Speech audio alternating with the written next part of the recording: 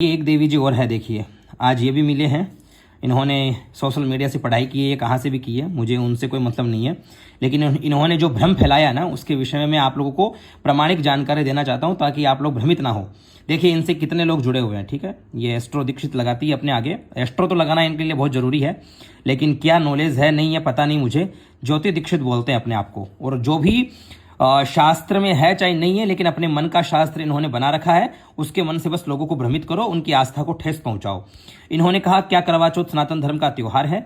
यहाँ इनका कहना है कि इसका शास्त्रों में इतिहास में कोई वर्णन नहीं है, ठीक है। जैसे इन्होंने पूरा शास्त्र पढ़ रखा है, बिना पढ़े यहाँ पे चेप दिया, ठीक है।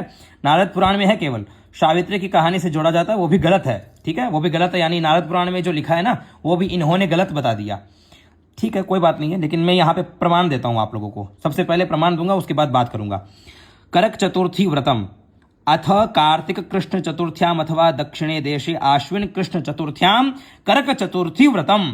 अब ये करक चतुर्थी वही व्रत है जिसको हम हिंदी में करवा चौथ व्रत कहते हैं, और कार्तिक का महीना है, ठीक है, कृष्ण पक्ष है, चतुर्थी तिथि है, उसी को हम करवा चौथ कहते हैं, और यहां पर उसको करक चतुर्थी व्रतम, ठीक है। शास्त्र में उसका पूरा उल्लेख है कि देखो किस प्रकार रोहिणी को प्रार्थना करना, पीछे चंद्रमा के लिए एक अर्घ दे, अपनी है ना अपनी गृह शास्त्रोक्त विधि से अग्नि स्थापन करके, है ना, पूरा विधान यहाँ पे दिया गया है कि कैसे पूजन करके आचार्य को दक्षिणा इत्यादि दे करके, ठीक है, और 10 फिर जो है उनको करवा देना, ठीक है, वो सारा यहाँ पर वर्णन है।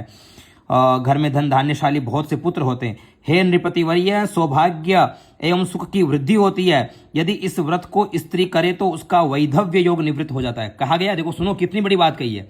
अगर किसी स्त्री के विधवा होने का अगर उसकी कुंडली में लिखा गया है ना, तो ये व्रत करने से उसका वो वैधव्य दोष नष्ट हो जाता है। लेकिन ये लोग जो है ना आजकल के, इन्होंने बस लोगों को भ्रम करके, और जो लोग नहीं जानते उनको बस पूरा पागल बनाने का काम इन्होंने ठेका ले रखा है, और अपने मन में आए वैसे इनको पागल बनाओ। देखो यहाँ पूरा जो है ना, मैंने पूरा प्रमाण में आप लोगों के लिए लेकर के आया हूं। यहाँ श्री कृष्णचंद्र बोले, हे राजन, यह व्रत मैंने तुम्हारे लिए कह दिया, कि और क्या सुनना चाहते हो कहो।